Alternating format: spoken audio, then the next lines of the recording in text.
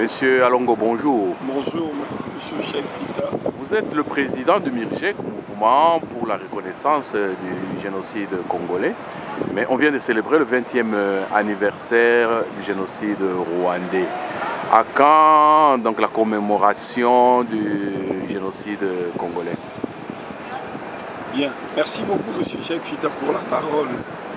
Comme vous venez de le dire, on vient de célébrer le 20e anniversaire, on vient de commémorer le 20e anniversaire du génocide rwandais.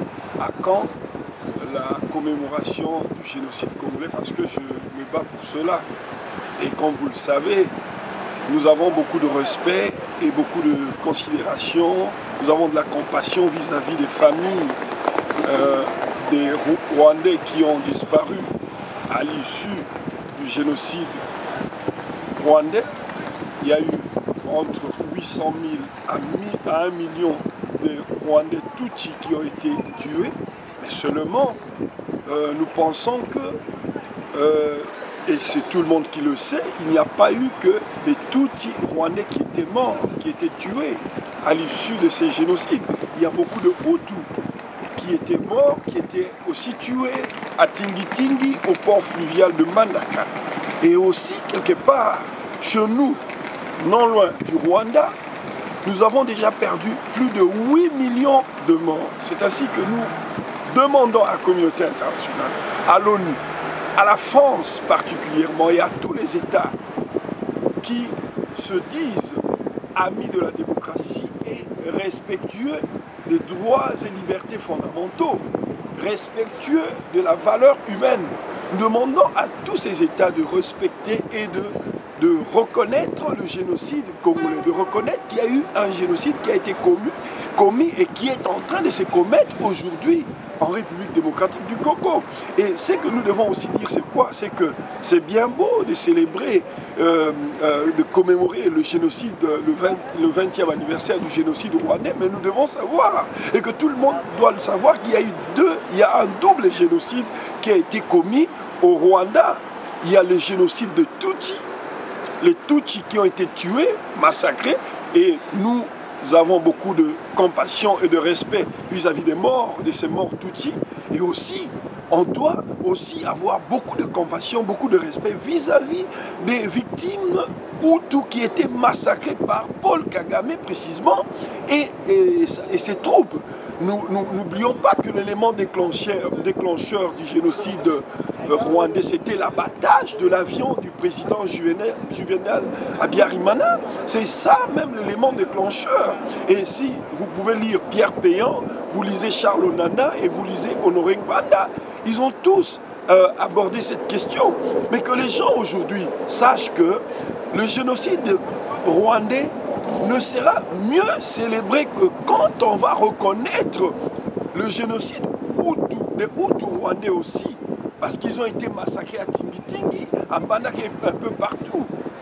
Et moi je pense qu'aussi qu'il est grand temps que les grandes communautés et que les grandes puissances, l'ONU, les grandes nations de ce monde qui respectent le droit et la valeur humaine nous pensons qu'il est grand temps pour que ces États puissent reconnaître officiellement le génocide congolais, parce que nous avons perdu plus de 8 millions de morts. Il y a eu le génocide arménien en 1915.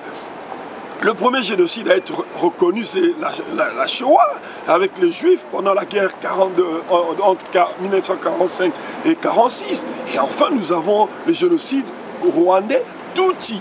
Et il faut reconnaître, je précise, le génocide Tutsi rwandais. Ce n'est pas le génocide rwandais tout entier, mais le génocide de Rwandais Tutsi. Mais nous voulons aussi que ceux-là même qui ont été auteurs du génocide Hutu soient interpellés, arrêtés. Et ceux qui sont aujourd'hui à la base du génocide congolais soient aussi interpellés, arrêtés, condamnés sévèrement, comme ce fut le cas par le tribunal de Nuremberg. Et moi je pense qu'en ce moment-là, nous aurons en tout cas acquis notre vraie quiétude d'homme. C'est ça justement ce que je voulais dire. Et que en faisant cela, les États du monde, les États de droit, respectueux des valeurs humaines, vont effectivement s'affirmer et vont affirmer leur respect vis-à-vis de la valeur humaine. À vous entendre parler, vous avez des reproches vis-à-vis des grandes puissances et de la communauté internationale. Pour vous, ils font donc la politique de l'autruche. Il ne s'agit pas de faire la politique de l'autruche, mais il s'agit simplement de reconnaître qu'au Congo, il s'est perpétré et il continue encore à se perpétrer un génocide qui ne dit pas son nom. Et même d'autres l'appellent, d'aucuns l'appellent génocide silencieux.